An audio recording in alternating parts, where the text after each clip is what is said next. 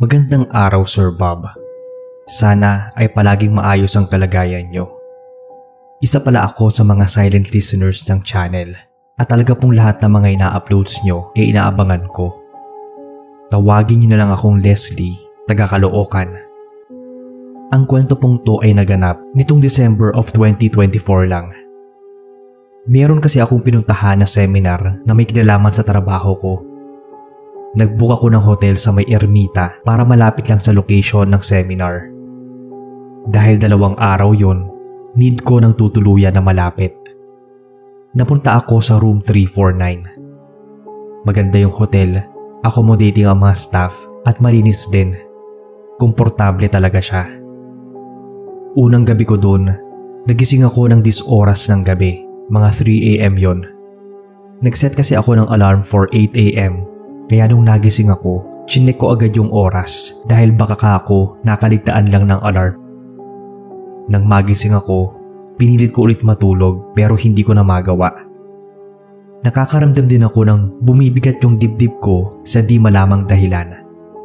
Nakakaramdam din ako ng lamig kaya hininaan ko yung aircon.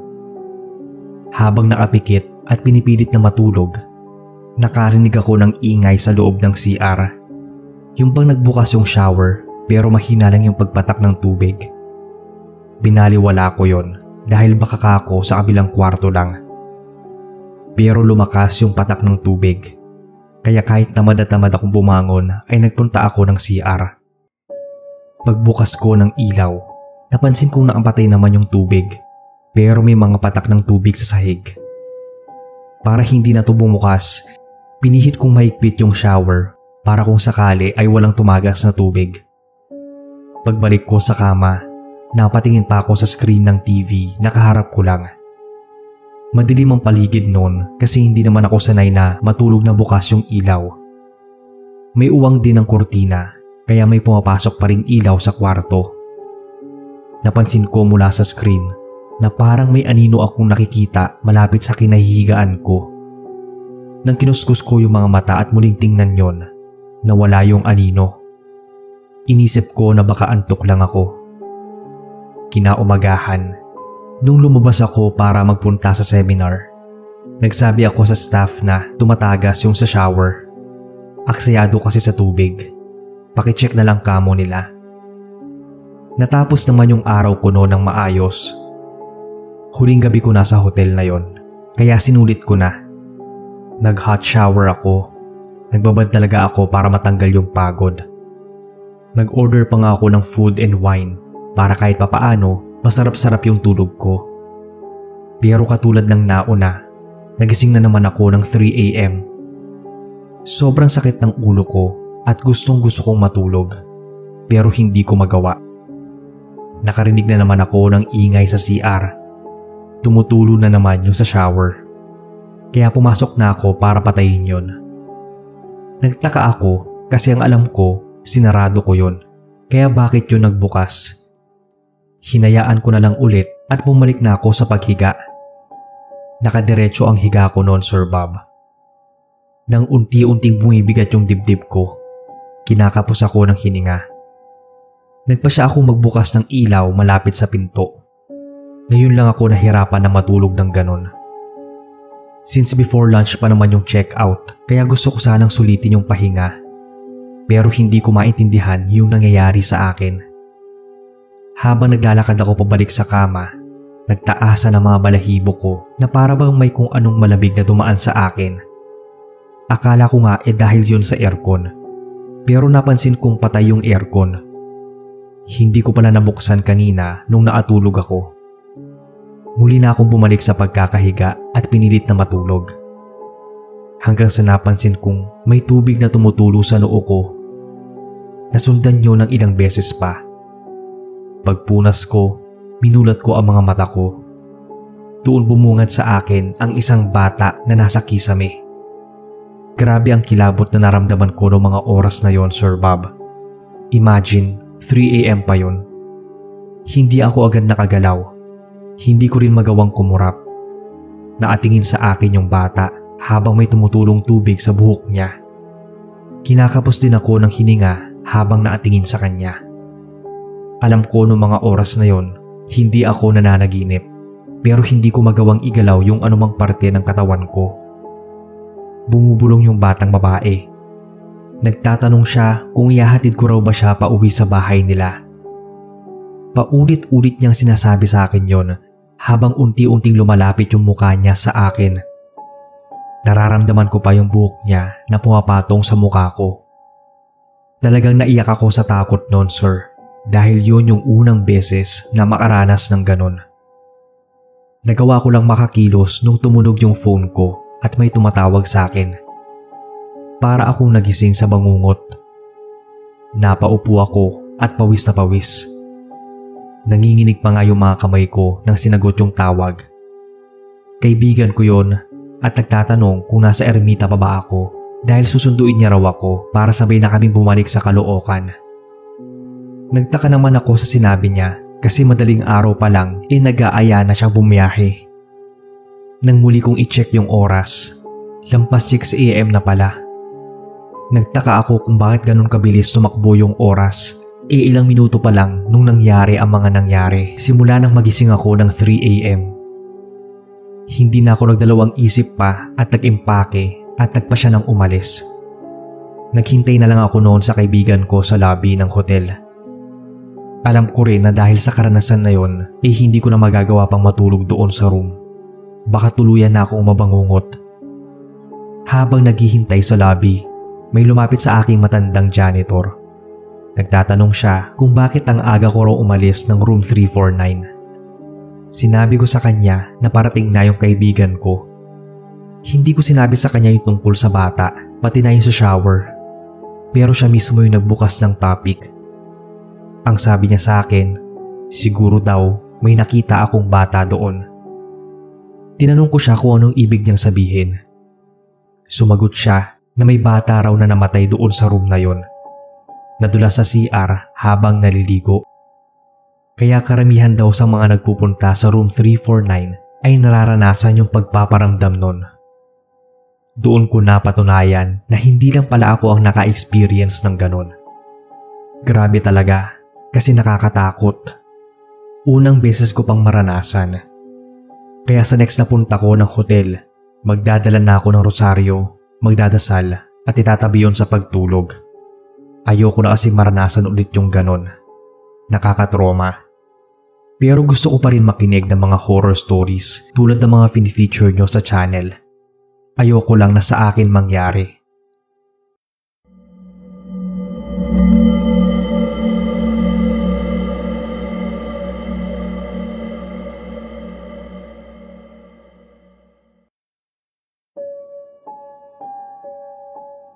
Meron talaga tayong mga kwentong mahirap kalimutan. Magandang araw po sa inyo, Sir Bob, at sa lahat ng listeners ng channel. Ako pala si Nelson, hindi ko tunay na pangalan. Nandito ako ngayon sa Taiwan at ang kwentong ibabahagi ko ay naganap taong 2021. Bagong salta lang ako dito noon sa Taiwan. Sa katunayan, may pamilya ako sa Pilipinas. May asawa at 2 anak. Nung unang punta ko sa Taiwan, dito ko nalaman yung iba't ibang klase ng tukso. Aaminin kong ginawa ko rin yun dito noon dahil nga masyadong malungkot ang malayo sa pamilya. Nakakilala ako ng ibang mga babae na naghahanap din ng kalinga. Tao lang naman ako, kaya kapag tumawag ang tukso sa akin, sinasagot ko. Alam kong mali. Karamihan sa mga nagiging babae ko rito ay talagang pampalipas init lang. Malinaw naman yon sa amin. Noong una, talagang nag-enjoy ako. Pero may isang pangyayari sa buhay ko talaga na nagpatino sa akin. Meron akong nakilala sa dating app. Pilipina rin siya. Ang sabi niya, matagal na siya dito sa Taiwan. Wala raw siyang naiwang asawa sa Pilipinas. Inaya ko siyang makipagkita sa akin noon, tapos kumain kami sa labas. Siyempre, ang inaasahan ko, didiretso kami ng hotel, katulad ng dating gawi kapag nakikipagbit ako sa mga nakikilala ko online. Pero sinabi niya sa akin na hindi pa raw siya handa at natatakot siya. Hindi pa rin daw niya kasi nagagawa yung ganong bagay dahil hindi pa siya nagkakaroon ng boyfriend. E di ako, inisip ko noon na naka-jackpot ako dahil kung sakali, ako ang makakauna sa kanya. Nasundan yung mga paglabas-labas namin tapos niligawan ko siya. Basta lahat ginawa ko para mapasagot ko siya. Naging kami naman noon kahit na may asawa ako. Ang sabi niya, kapag umabot kami ng 3 months, ibibigay niya sa akin ang sarili niya. Umabot nga kami ng 3 months. Nag-book na ako ng hotel noon. May nakita akong cheap hotel sa internet. Tapos sakto, malapit yun sa kanila. Sinabi ko sa kanya yung lokasyon ng hotel at pumayag naman siya. Ang sabi niya, may card siya na magbibigay pa ng discount dahil doon siya dati nagtatrabaho. Nauna akong nagpunta ng hotel kasi mas maaga natapos yung trabaho ko. Pagpasok ko sa loob, ang baho ng amoy tapos ang pangit pa. Kaya pala mura yung rate nila, mapapamura ka. Mukhang wala ring gaanong tao nun. Sira yung elevator, tapos sa 3rd floor pa kami. Pag-akyat ko ay sobrang dilim pero bukas naman ang ilaw. Parang papundi na nga yung mga ilaw nila pero hindi ko na lang pinansin dahil ang mahalaga naman sa akin yung gagawin namin. Sobrang tahimik ng hallway habang naglalakad ako. Nadidinig ko pa noon yung mga hakbang ko. Kulay puti yung mga pader, pero sa kalumaan noon may mga lamat at mantsa na. Sa pinakadulo yung room namin. Pagpasok ko, nag-ayos na ako ng sarili. Inayos ko rin yung higaan namin. Nagpabango pa ako sa loob ng kwarto dahil nga ang baho, amoy mga lumang gamit at mukhang matagal-tagal na rin walang umuupa noon. Malinis naman yung kama. Walang alikabok. Ilang oras lang din noon ay dumating na si Jenny. Siyempre, nagpahinga muna siya. Tapos nag-order kami ng pagkain. Nag-celebrate muna kami. Nung nasa banyo na siya, doon na ako nakaramdam ng excitement. Lalo na nung lumabas pa siya at nakatapis lang. Sobrang hot niya noon. Tuwang-tuwa pa ako. Ang hindi ko alam, dito na magsisimula yung kalbaryo ko. Pinahiga niya ako sa kama. Ang sabi niya, siya na muna ang bahala. Tinanong ko siya kung sigurado ba siya kasi nga first time niya. Maya-maya pa, pumatong na siya sa akin. Nakaramdam ako ng malamig na bagay sa bandang tiyan ko. Pagtingin ko, kutsilyo yon. Sa gulat ko, tinulak ko siya at bumagsak siya sa sahig. Tapos tinanong ko kung anong ginagawa niya. Hindi niya ako sinagot. Kalmado lang siyang nakatingin sa akin pero nararamdaman kong nakakatakot yung mga mata niya. Pinagsabihan ko siyang ibaba yung kutsilyo dahil baka matulak siya ng demonyo at masaksak pa niya ako. Doon ako nakaramdaman ng panghihina sa mga sumunod niyang sinabi. Kung gusto ko raw siyang makasiping, dapat ay malamig na bangkay na ako dahil sa mga patay lang daw siya nasisiyahan. Sinubukan pa niya akong saksakin noon pero nakaiwas ako. Nadaplisan niya lang ako sa braso. Akala ko talaga yun ay huling araw ko sa mundo. Sinubukan kong lumabas ng room pero paglabas ko sobrang dilim. Nakapatay na yung ilaw kaya hindi ko makita yung dadaanan ko. Basta tumakbo ako kahit ilang beses pa akong nadapa nun. Muntikan pa nga akong mahulog sa hagdan dahil talagang madilim yung paligid. Pagbaba ko sa lobby, nakapatay din ang ilaw at wala na yung mga nagbabantay doon. Hindi ko na rin sila hinanap dahil lumabas na ako ng cheap hotel na yon. Sobrang takot ko dahil akala ko nga mamamatay na ako.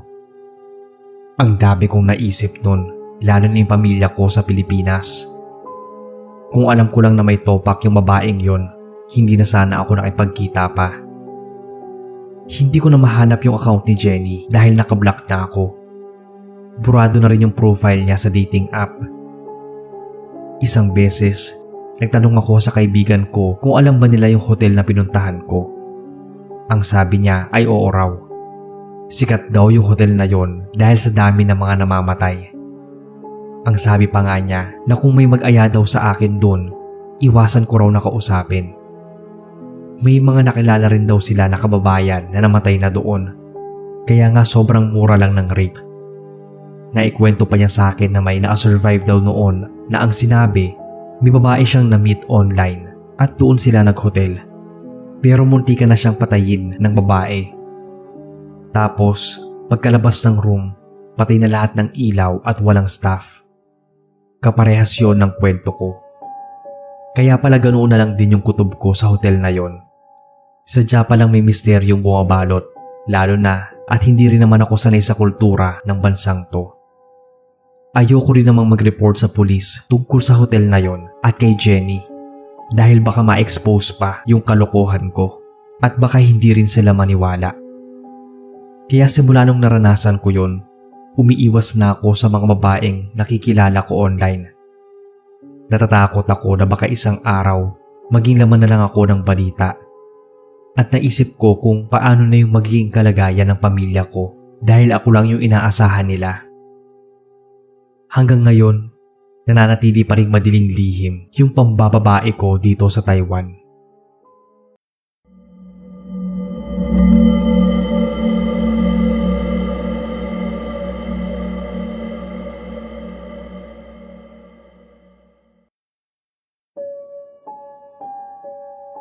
Mapagpalang araw sa inyo, Sir Bob, at sa mga listeners.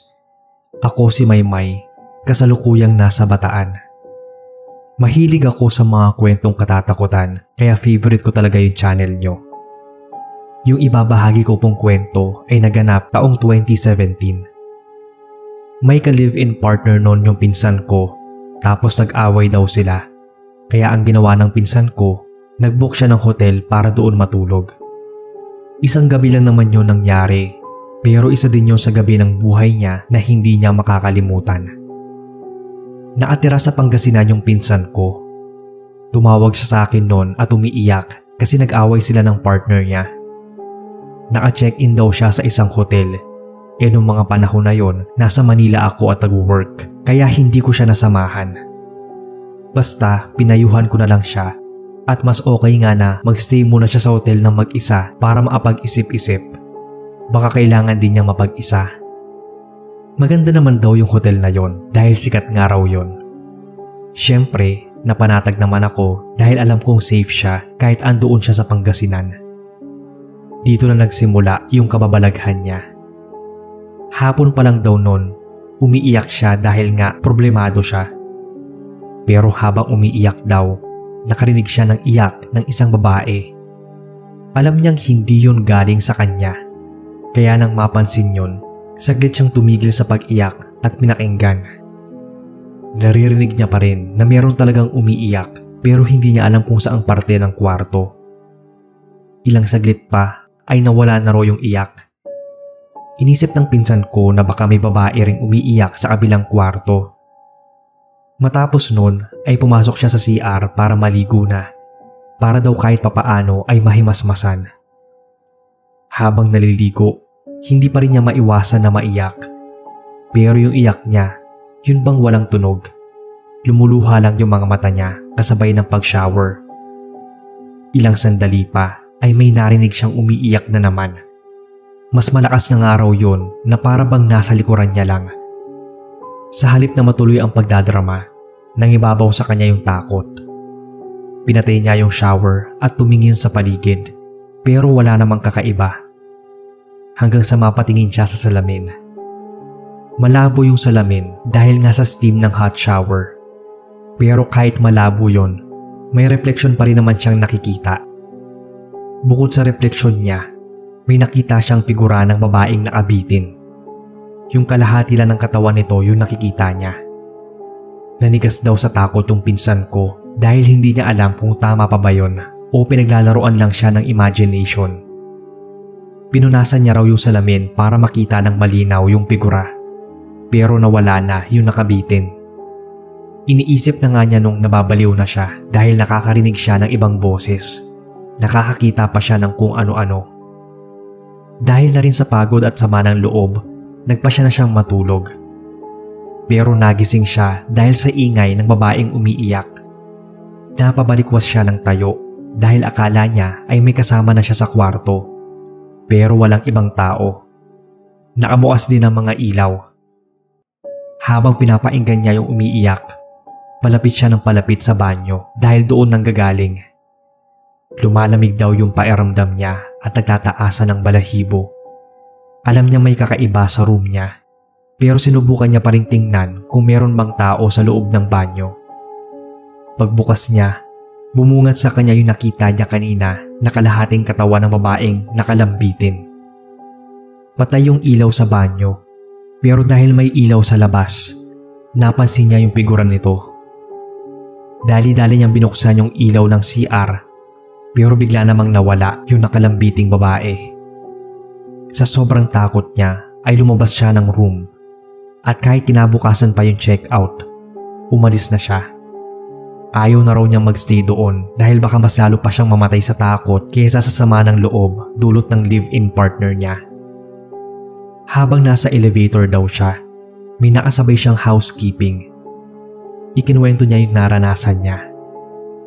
Hindi pa niya sinasabi yung room na pinanggalingan niya. Alam na agad ng housekeeping. Ang kwento pa sa kanya noon ay may magkasintahan daw na nag-check-in sa room na yon. Foreigner yung lalaki. Pero nauna raw umalis yung lalaki kesa sa babae. Siguro daw ay mga 3 days pang naka-check-in doon yung babae. Madalas daw yung umiiyak na parang may problema. Tapos isang araw, last day na ng stay niya. Tinatawagan daw siya pero walang sumasagot sa room. Kaya inakyat na daw siya sa kwarto. Doon daw nila nakita yung bangkay ng babae na nakabigti sa banyo. Tapos may iniwan siyang sulat nun na buntis siya pero ayaw siyang panagutan ng lalaki dahil pamilyado daw ito. Siguro dahil sa problema niya ay nagawa niya yon, ang magpatiwakal. Marami na raw talaga yung nagrereklamo sa kwarto na yon dahil madalas silang makarinig ng umiiyak sa banyo o hindi kaya may nakikitang kakaiba sa salamin. Nung nangyari nga daw yung insidenteng yon, halos 1 taong hindi binuksan yung room na yon. Tapos, nitong huling nag-check-in doon bago siya ay binangungot daw. Kaya mukhang isasara na naman daw kapag nag-file siya ng reklamo sa management. Dahil kahit sila daw na naglilinis ng kwartong yon, hindi raw nila kayang pumasok ng mag-isa dahil nakakaramdam sila ng kakaiba. Nakakakilabot lang dahil mukhang naiwan talaga doon yung kaluluwa ng babaeng nagpakamatay. Simula nun, natatakot na yung pinsan kong mag-isa sa kahit saang hotel o Airbnb siya nagpupunta. Sana po ay mabasa ninyo itong story ng pinsan ko. Maski nga ako nung kinuwento niya ay kinilabutan talaga. Stay safe sa lahat.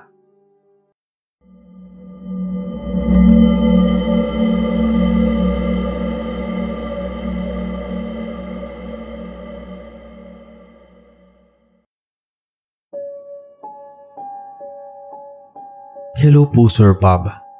Isa po ako sa mga laging nakikinig sa inyo for almost 3 years na. Mahilig din kaming makinig sa channel nyo kasama yung pamilya ko. Sa atunayan, isang natatanging kwento po yung gusto kong i-share sa inyo.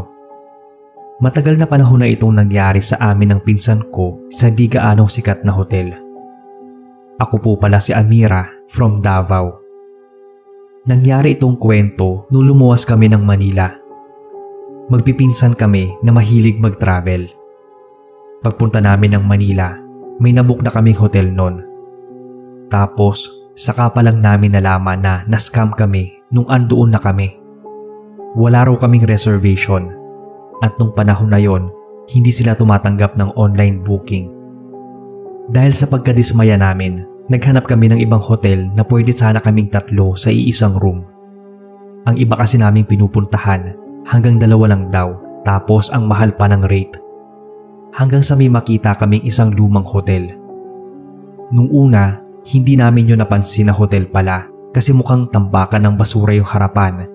Tapos sarado pa yung entrance. Nabasa lang namin yung sign na sa likod daw yung daanan.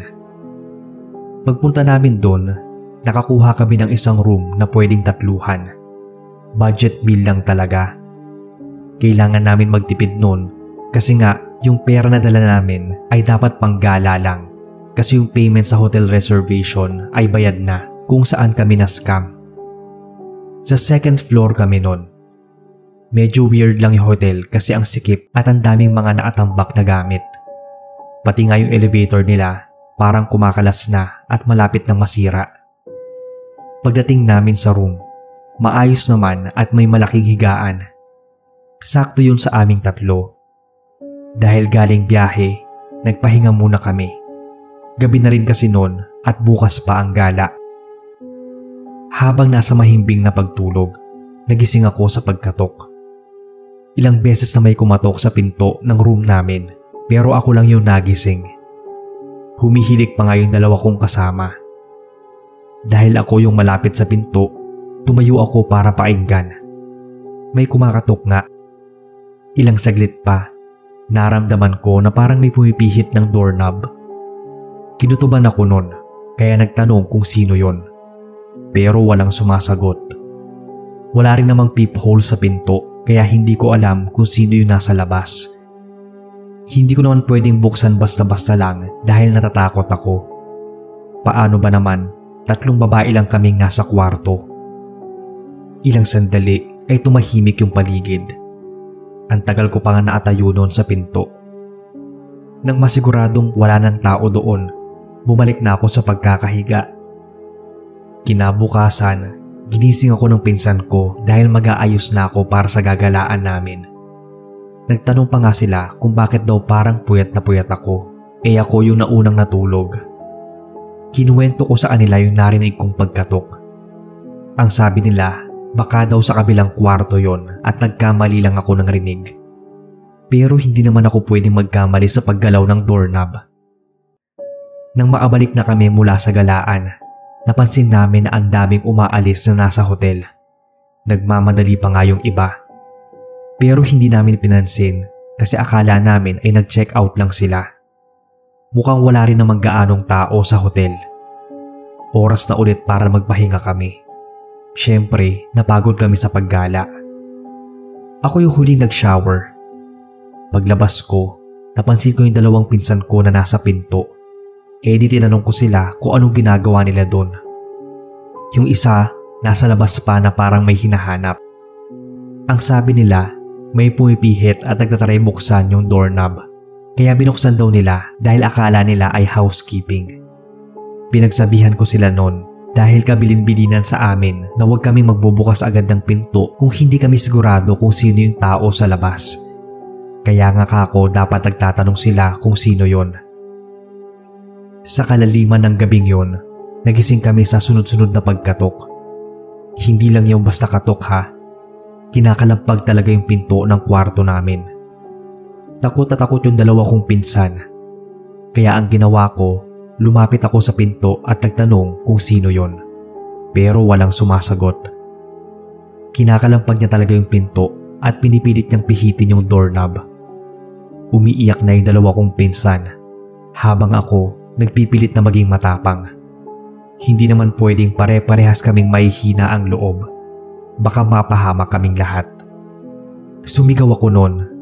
Ang sabi ko, subukan niya lang na pumasok. Isasaksak ko sa kanya yung balisong na dala ko. Doon tumigil siya sa pagkatok. Nakarinig ako ng mga yabag palayo. Nung akala ko ay ayos na ang lahat, nagtangka akong lapitan yung mga pinsan ko. Pero malakas na lagabog ang tumama sa pinto. Yung parang may katawan na pilit tinutulak yun. Napasigaw kaming lahat sa takot dahil baka malapit nang masira yung pinto. Nagpatulong ako sa mga pinsan ko na itulak namin yung lamesa para iharang sa pinto. Tapos tumawag kami sa mga kamag-anak namin. Hindi namin alam ang gagawin at umiiyak na kami lahat. Kasi kahit anong pilit ko, nakaramdam talaga ako ng sobrang takot. Yung tito namin na may kakilala malapit doon sa Manila, nagtawag siya ng pulis para puntahan yung hotel kung nasaan kami. Pagpunta nila, wala na yung pilit na nagbubukas ng pinto namin. Ang sabi, maraming araw silang natatanggap na reklamo sa hotel na yon. Sa atunayan, matagal na yung pinasara. Hindi nila alam na nag-ooperate pa yon patago. Kaya pala sa likod kami pinadaan. Marami na raw kasing kinasangkot ang krimen yung hotel na yon. May mga ginahasa at ninakawan na. Kumakatok daw sa pinto at kapag pinagbuksan mo, doon sila pinapasok. Umalis na rin kami agad ng hotel na yon at naghanap ng mas safe na tutuluyan kahit mahal pa ang ibinayad namin nung gabing yon. Pinagalitan din kami ng mga kamag-anak namin dahil hindi namin sinabi na sa ganoong klaseng hotel kami nagpunta. Grabe yung trauma na inabot namin noon, Sir Bob. Kaya pala masyadong mura yung singil nila sa amin. May mas malaki pala silang pwedeng makuha. Kaya simula noon, priority na namin yung safety at dapat disente yung hotel na ibubuk kahit na mas mahal yung bayaran namin. Basta payapa yung stay at makakapagpahinga na hindi iniisip na maaaring may sino mang pwedeng pumasok sa room namin.